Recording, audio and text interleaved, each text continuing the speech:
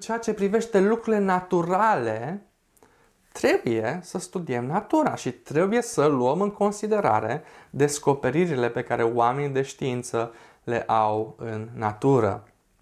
Biblia nu este un manual științific, ci este mărturia istorică a intervenției lui Dumnezeu în lume, a intervenției lui Dumnezeu în lumea noastră naturală, în care trăim, care tot El a creat-o. Biblia este adevărată și infailibilă, dar trebuie să ne ferim de aroganța prin care să considerăm că interpretarea noastră este infailibilă.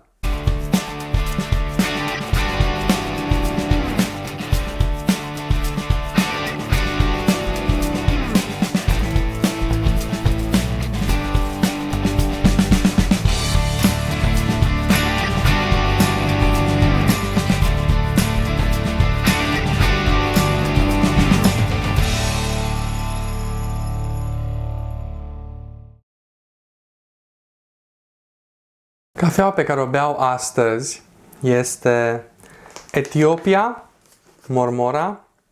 Este o cafea foarte bună, este foarte delicată, are note florale, o aromă care îmi place foarte mult în cafea. Și până când nu încerci o cafea care este prăjită mai puțin, nu-ți dai seama de diversitatea de arome pe care le are cafeaua. Dacă simți în cafeaua pe care o bei doar o aromă amară, așa puternică, înțepătoare de multe ori, atunci ai de-a face cu boabe de proastă calitate care nu sunt bune, de fapt, pentru a fi consumate, care sunt prăjite foarte tare, de nici nu-ți mai dai seama ce aromă ar fi avut. Este ca și cum ai lua o felie de pâine prăjită pe care ai ținut-o prea mult în prăjitor, ai ars-o, ai rade acea arsură și ai înmuia-o în apă. De multe ori asta e senzația pe care o am când beau o cafea care nu este de calitate și este și prăjită foarte tare. Pentru a descoperi diversitatea de arome ale cafelei, trebuie să încercăm astfel de cafele cu boabe de calitate, care sunt prăjite puțin, astfel încât prăjeala aceea să nu acopere aroma pe care boabele de cafea o aveau înainte. Ce părere aveți? Ați încercat cafea mai puțin prăjită? Vă place totuși cea mai mult prăjită? Știu persoane care mi-au spus că dacă nu simt gustul ăla amar, parcă nu beau cafea. Inițial, când am încercat cafeaua aceasta puțin prăjită, asta a fost și reacția mea. Dar după o vreme, după ce am descoperit aromele foarte diverse între diferite tipuri de cafea, am început să apreciez mai mult cafeaua puțin prăjită. Lăsați-mi un coment, spuneți-mi ce părere aveți, dacă ați încercat astfel de cafea, dacă preferați totuși cafeaua mai dark roast sau dacă n-ați încercat niciodată și vreți o recomandare de cafea, Etiopia Marmora este o cafea foarte bună. Subiectul nostru de astăzi este o întrebare pe care am primit-o de la cineva care a vizionat un episod anterior. De aceea, dacă aveți și voi o întrebare și doriți să o să discutăm despre acel subiect într-un episod viitor, vă rog să-mi lăsați un coment și să îmi sugerați un subiect sau să puneți o întrebare pentru un episod următor. Întrebarea pentru astăzi este: cum au ajuns cangurii în Australia?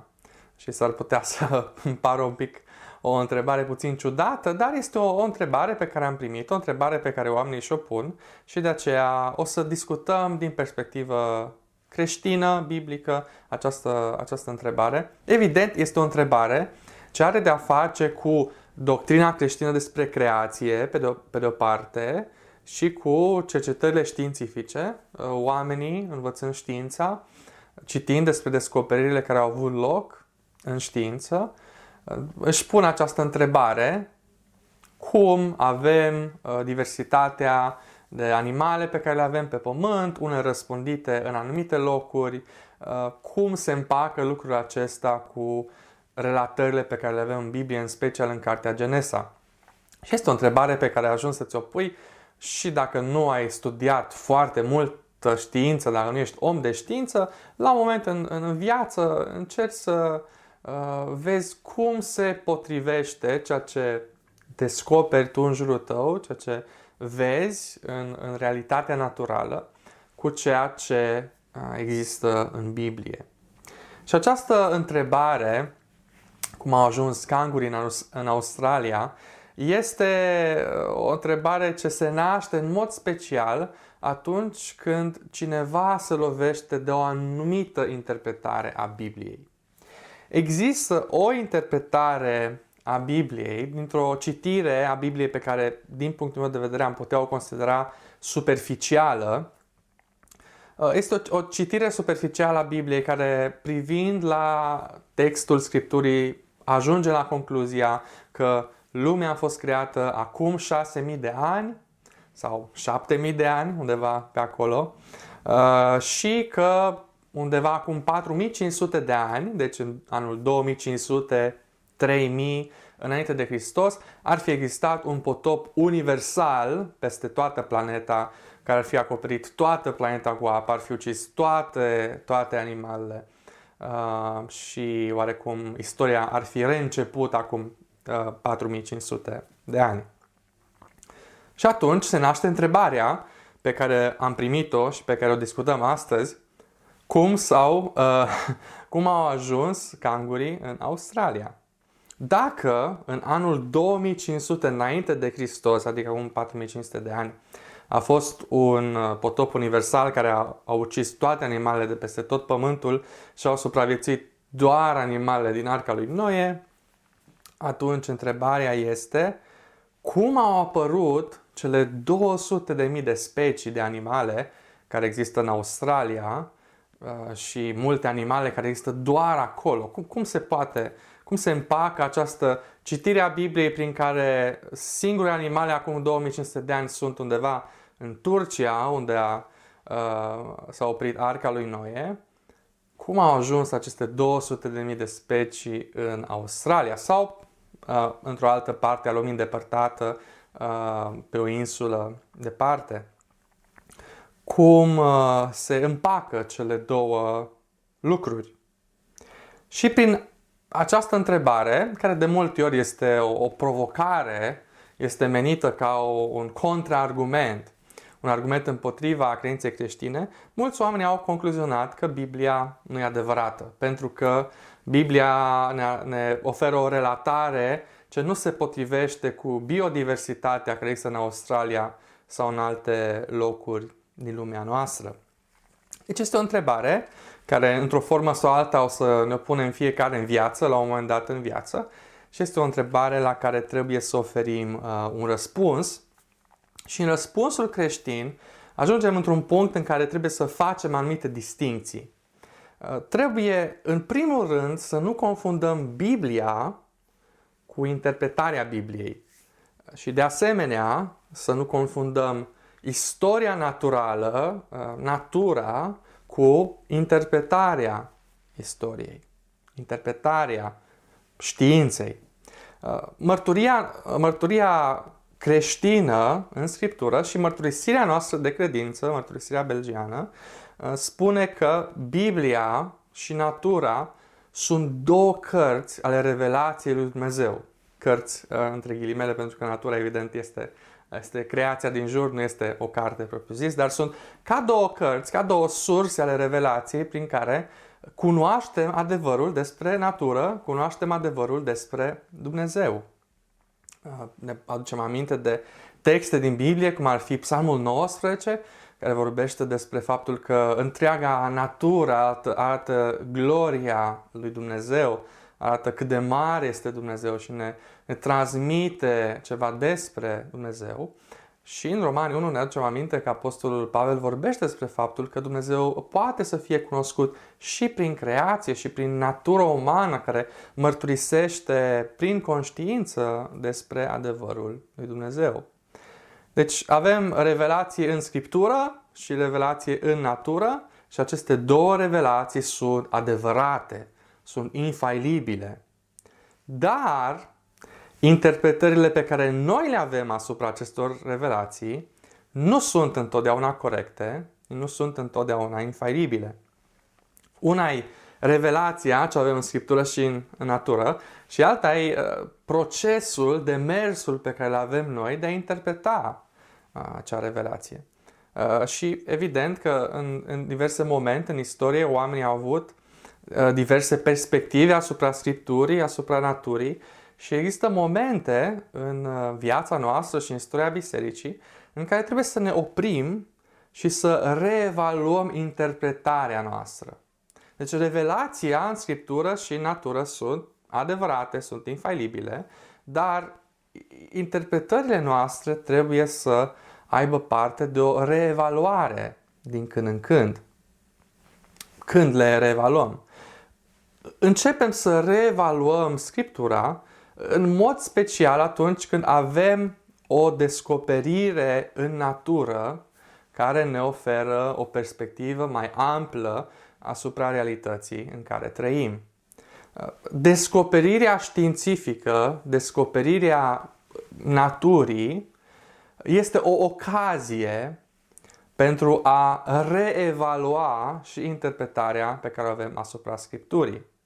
Asta nu înseamnă că în mod automat acceptăm orice teorie este formulată sau emisă de oameni de știință sau de instituții științifice, pentru că teoriile acestea științifice sunt influențate de o filozofie și în cazul oamenilor de știință necreștini, ei sunt influențați de o filozofie materialistă care neagă orice dincolo de materie și atunci unele teorii s-ar putea să fie influențate de acea filozofie, de o perspectivă materialistă care este o altă religie până la urmă. Se divinizează materia. Atunci când spui că nu există Dumnezeu și nu există nimic dincolo de materie, materia, natura este divinizată și mulți ajung să adopte un quasi-panteism, o divinizare a naturii. Deci nu înseamnă că orice ar spune omul de știință, imediat gata, biserica trebuie să accepte și să adopte, dar atunci când oamenii de știință descoperă ceva în natură, și acum este o diferență între o teorie elaborată de oameni de știință care include multă filozofie și o descoperire în natură, a modului în care funcționează natura, a diversității din natură. Deci există astfel de descoperiri naturale, de legi naturale descoperite, care trebuie să le luăm în considerare. Trebuie să le luăm în considerare în mod serios. Chiar dacă după aceea unii oameni de știință necreștini o să le ia și o să le folosească în sistemul lor materialist, panteist, noi ca și creștini trebuie să le luăm în serios pentru că sunt o studiere, sunt o descoperire a naturii, a revelației generale a lui Dumnezeu. De exemplu, atunci când oamenii de știință au studiat astrele, au studiat Pământul, planetele și și-au dat seama că Soarele nu se învârte în jurul Pământului, această descoperire este o descoperire ce trebuie să fie luată în considerare de către biserică. Și ne aducem aminte acele episoade din istorie în care biserica medievală a persecutat pe acei oameni de știință, care mulți dintre ei de fapt erau și preoți care au început să cerceteze natura, și biserica încăpățânată nu a vrut să reevalueze poziția dogmatică sau să reevalueze modul în care se apropie de Scriptură, dar din ceea ce vedem și din istoria ulterioară și din experiența noastră de astăzi, nimeni nu mai crede că Soarele se învârte în jurul Pământului. Există texte în Biblie care vorbesc despre faptul că Soarele se mișcă, nu? Se învârte în jurul nostru. Și dintr-o perspectivă a omului care se uită la cer și observă mișcarea pe cer, acea afirmație este adevărată ca perspectiva unui narator, a celui care privește la cer și vede cum pe cer Soarele se mișcă. Dar aceea era doar perspectiva unui narator, era o observație simplă din natură, nu era menită să ne descrie cum funcționează planetele și astrele, ci era pur și simplu o observație simplă din mediul înconjurător. Interpretarea bisericii presupunea că acea observație include și o descriere științifică a modului în care funcționează Universul și când s-a bazat pe acea presupoziție care nu este biblică, a interpretat textul biblic într-un mod care intra în conflict cu descoperirea științifică a faptului că Pământul se învârte în jurul Soarelui, nu Soarele în jurul Pământului. Deci acest episod din istorie ne arată faptul că trebuie să luăm în serios descoperirile științifice și că uneori noi, ca și biserică, teologii se pot înșela în interpretarea unor texte, pot să aibă presupoziții de care nu sunt conștienți și astfel să interpreteze în mod greșit anumite texte. Trebuie să luăm în considerare, să analizăm dovezile științifice și apoi să putem să ne reîntoarcem la textul biblic, să privim cu mult mai multă atenție textul biblic și să ne evaluăm propriile noastre presupoziții, să le testăm și pe acelea, să vedem care aspecte din interpretările noastre s-ar putea să nu fie corecte.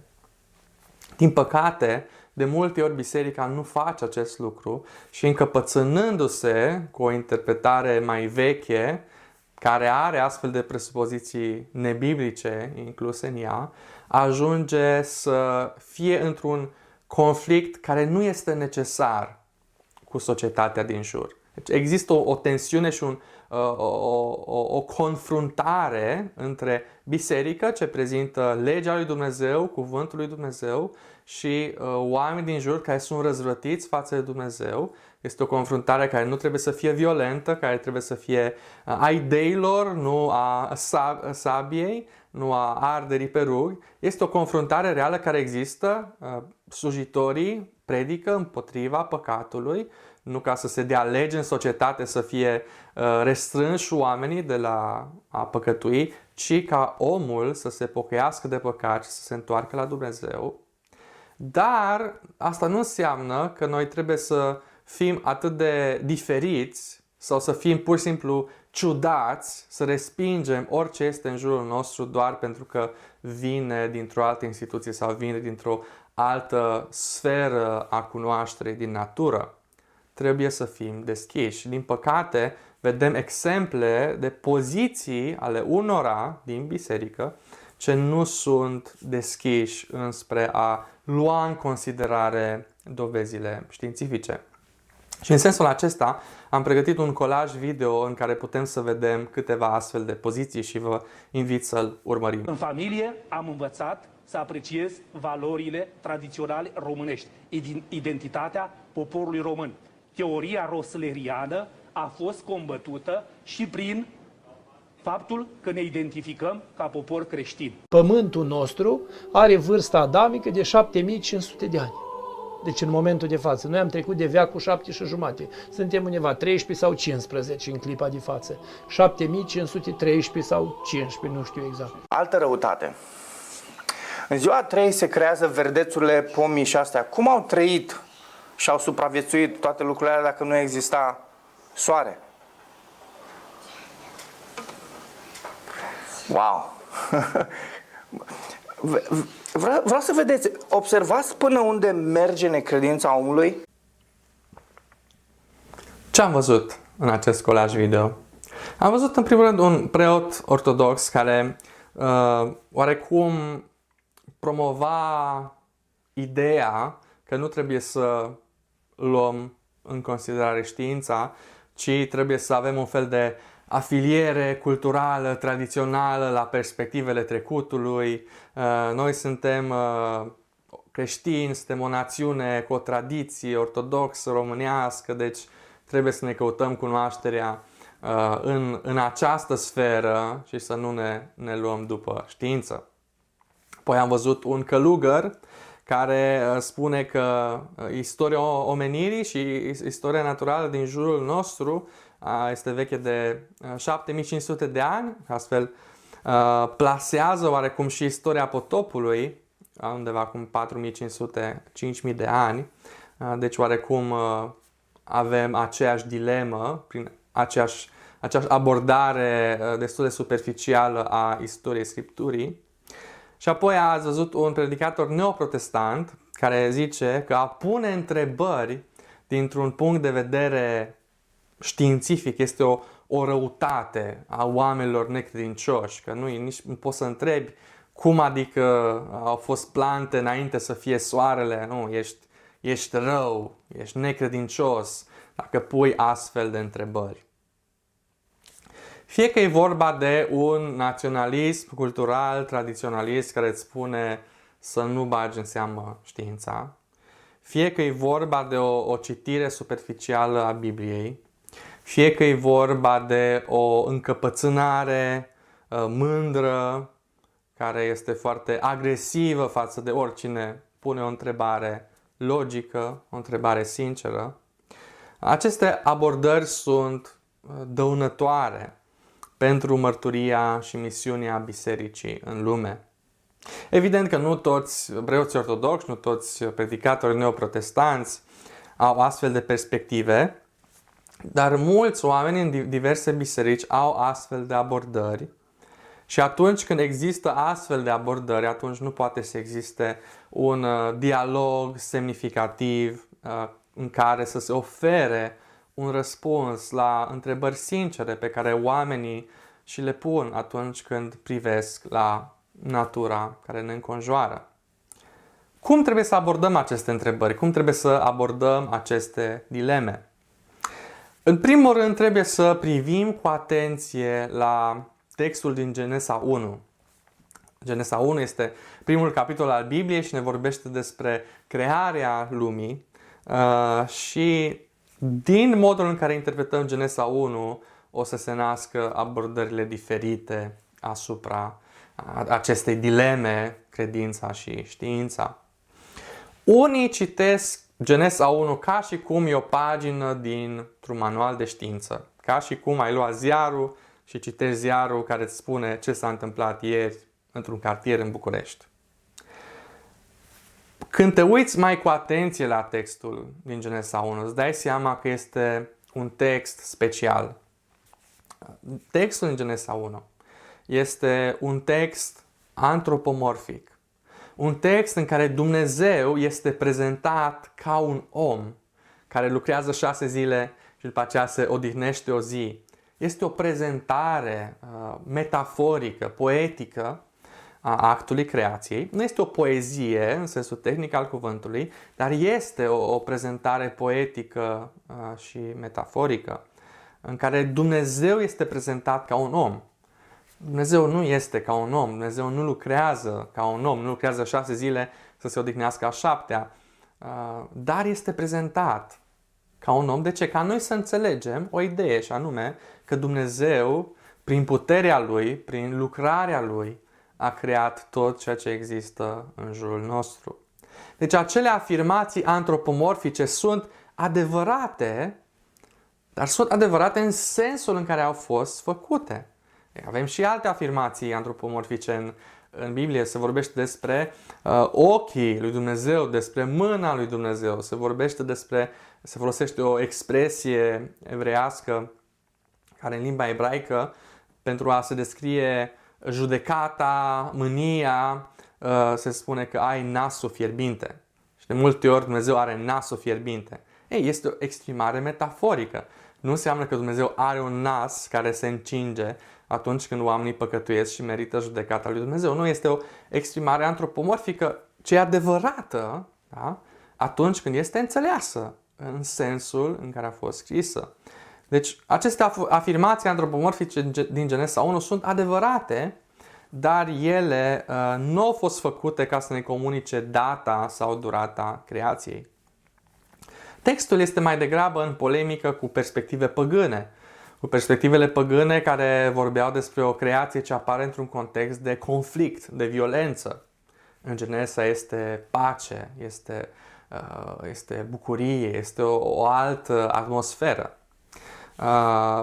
Există perspective păgâne care spuneau că materia este rea. În Genesa 1 vedem cum Dumnezeu spune că tot ceea ce a făcut este bun.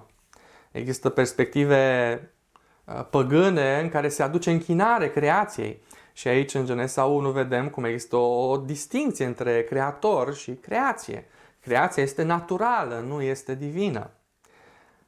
Deci atunci când privim cu atenție nu doar la text, ci și la contextul în care a fost scris și la audiența ce o avea inițial și la întrebările la care răspunde inițial, atunci începem să adoptăm acele presupoziții în interpretarea noastră, nu dileme moderne pe care le avem noi, de exemplu cât de vechi este pământul, de când trăiește omul pe pământ.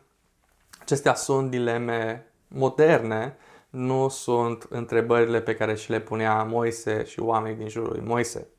Deci contextul în care a fost scris Genesa 1 este important, dar e important să comparăm Genesa 1 nu doar cu contextul cultural al vremii, ci și cu contextul imediat, anume Genesa 2. În Genesa 2 vedem că este o perspectivă diferită asupra creației. De exemplu, în Genesa 2:5 ni se spune că la început nu era vegetație pe pământ pentru că încă nu ploase. Deci acolo vedem o perspectivă naturală asupra dezvoltării creației. Plantele din natură se dezvoltă în mod normal, în mod natural, prin ploaie, prin soare. Nu toate create în 24 de ore. Deci lucrul acesta trebuie să luăm în considerare și observăm o diferență destul de mare între Genesa 1 și Genesa 2. În Genesa 1 avem acea prezentare antropomorfică, în Genesa 2 avem o perspectivă a dezvoltării naturale a lucrurilor. Și astfel ne dăm seama că zilele acelea din Genesa 1 nu sunt zile literale de 24 de ore, pentru că plantele apar în mod natural după ce au parte de ploaie, au parte de soare. Deci acele zile nu sunt literale, ci mai degrabă sunt niște zile literare. Adică este o structură literară, avem 6 zile și există 3 perechi de câte 2 zile care corespund una la alta. Și este o metodă, este o metaforă literară, un procedeu literar prin care se face o paralelă între aceste zile și în această paralelă găsim polemica față de națiunile păgâne din jurul Israelului. Și, de exemplu, ziua 1 corespunde la ziua 4-a, în care în prima zi ziua 1 ai lumina, după aceea ai luminătorii. Păgânii se închinau la luminători, dar prin faptul că există o serie de 3 zile în care este o creație inițială, este prezentată o creație inițială a lui Dumnezeu și după aceea sunt lucrurile specifice care se văd în jurul nostru, asta face în polemica pe care credința adevărată o avea față de credințele păgâne, dovedește supremația lui Dumnezeu și faptul că lucrurile ce le vedem în jurul nostru nu sunt divine, ci sunt doar partea creației. Deci nu există zi de 24 de ore înainte să existe soarele și lumina aceea creată inițial în această narațiune Genesa 1 nu trebuie interpretată în mod literar. Avem acolo o polemică cu păgânismul, nu avem o descriere științifică. Avem un text antropomorfic în care Dumnezeu în mod metaforic este prezentat ca un om care lucrează 6 zile. Nu înseamnă că tot ce vedem în jurul nostru a fost creat în 6 zile sau că lucrurile au fost create în acea ordine.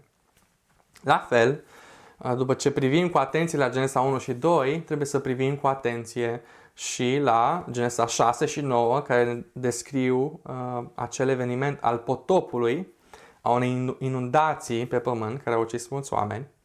Și în acel moment, când citim Genesa de la 6 la 9, vedem descrierea potopului ca afectând tot pământul și este punctul în care ne întrebăm dacă a fost o inundație, un potop care a acoperit complet toată planeta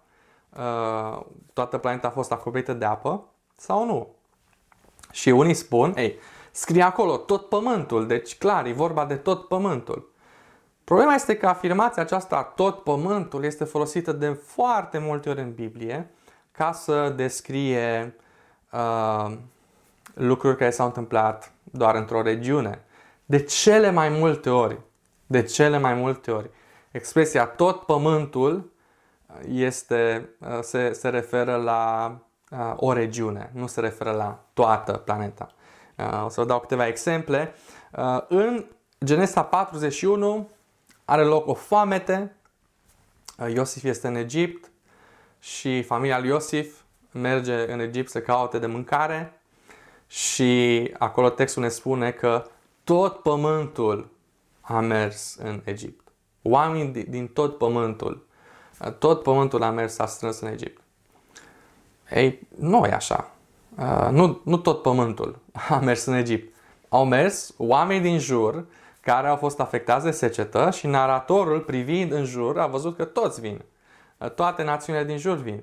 N-au venit cei din America de Nord, n-au venit chinezii din Asia, da? Au venit oameni din jur și naratorul, într-un mod foarte general, spune a venit tot pământul.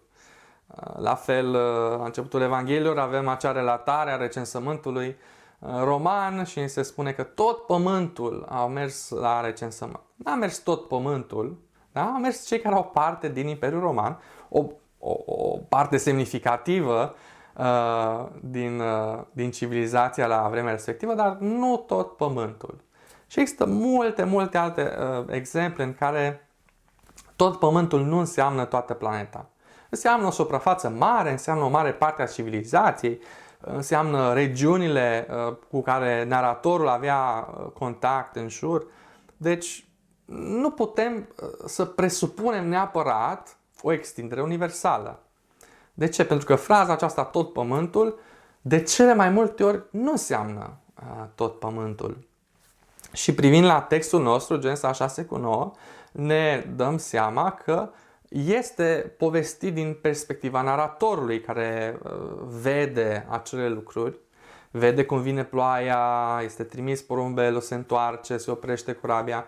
Deci întâmplarea este povestită prin perspectiva unui narator și din perspectiva naratorului, dacă oriunde te uitai în jur totul era acoperit de ape, atunci cu siguranță naratorul putea să spună tot pământul, tot ce se vede, tot ce e sub soare este acoperit de apă, pentru că nu vedea nimic care să nu fie acoperit de apă. Dar nu înseamnă că acum 4500 de ani, că în anul 2500-3000 înainte de Hristos, toată planeta a fost acoperită de apă. Acest text este ca acele texte care vorbesc despre faptul că se mișcă soarele pe cer și că ne înconjoară soarele. Este un text în care avem perspectiva unui narator, nu trebuie să presupunem, să introducem acolo în interpretare lucruri care nu sunt în text.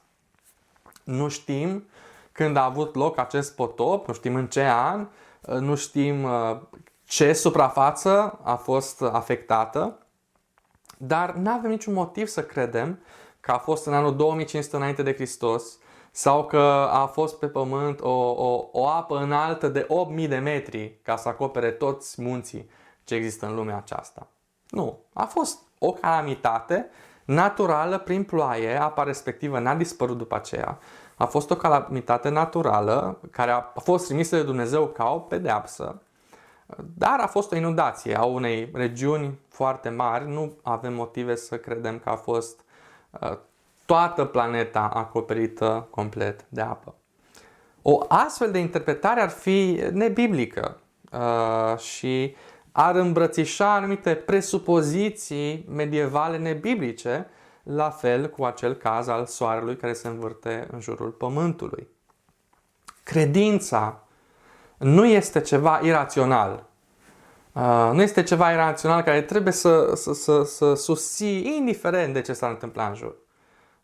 Există și astăzi oameni, ciudați rău de tot, care cred că pământul nu este un glob, care cred că pământul este plat, care cred că soarele se învârte în jurul pământului, deci există tot felul de ciudățenii în lumea aceasta.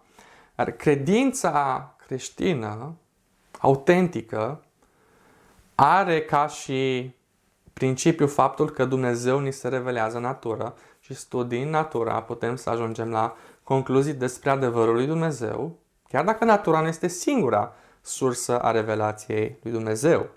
Credința creștină include și lucruri supranaturale, cum ar fi învierea, un aspect al credinței noastre care este dovedit de învierea publică și istorică a Domnului Iisus Hristos.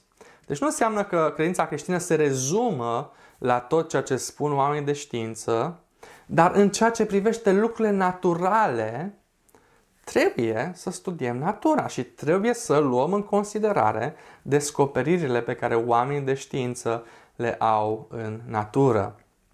Biblia nu este un manual științific, ci este mărturia istorică a intervenției lui Dumnezeu în lume, a intervenției lui Dumnezeu în lumea noastră naturală, în care trăim, care tot El a creat-o. Biblia este adevărată și infailibilă, dar trebuie să ne ferim de aroganța prin care să considerăm că interpretarea noastră este infailibilă. Nu, trebuie să fim smeriți. Trebuie să avem deschiderea la cercetarea Scripturii, la cercetarea naturii și la reevaluarea unor interpretări pe care le-am susținut înainte și care s-ar putea să nu fie corecte. Atât teologii cât și oamenii de știință întreprind o activitate care este religioasă. Este studierea revelației lui Dumnezeu. Adevărul biblic și adevărul natural sunt ambele adevărate, sunt ambele a lui Dumnezeu și împreună formează imaginea completă a realității, a revelației lui Dumnezeu. Dar interpretările noastre trebuie să fie constant ajustate. Nu înseamnă că negăm ceea ce este supranatural, dar din ceea ce avem în revelația lui Dumnezeu, vedem că unele lucruri au fost create prin procese naturale, nu au fost create în mod supranatural. Dumnezeu a zis pământului să dea plante, să dea animale și această expresie metaforică ne arată un proces natural care a avut loc prin ploaie, prin soare, prin care Dumnezeu a adus în ființă tot ceea ce vedem în jur.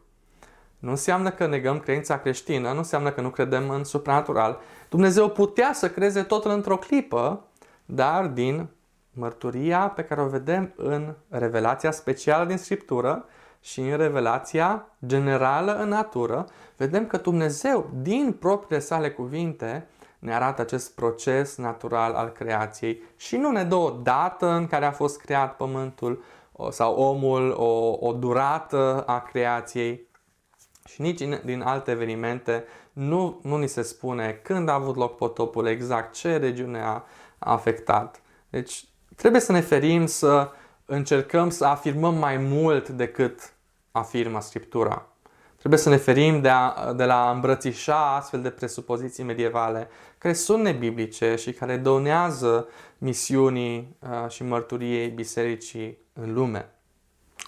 Ce alte dileme vă mai vin în minte legate de această perspectivă a credinței și perspectiva științei? Dacă aveți alte perspective sau alte dileme legate de subiectul acesta și doriți să le discutăm, lăsați un coment și haideți să discutăm despre această tensiune care există între perspectiva credinței și perspectiva științei, pentru că mulți oameni de știință sau mulți oameni pasionați de știință o să folosească anumite dovezi științifice ca apoi să combată cea mai superficială și cea mai șubredă interpretare biblică și după aceea să ajungă la concluzia că știința și credința sunt în opoziție.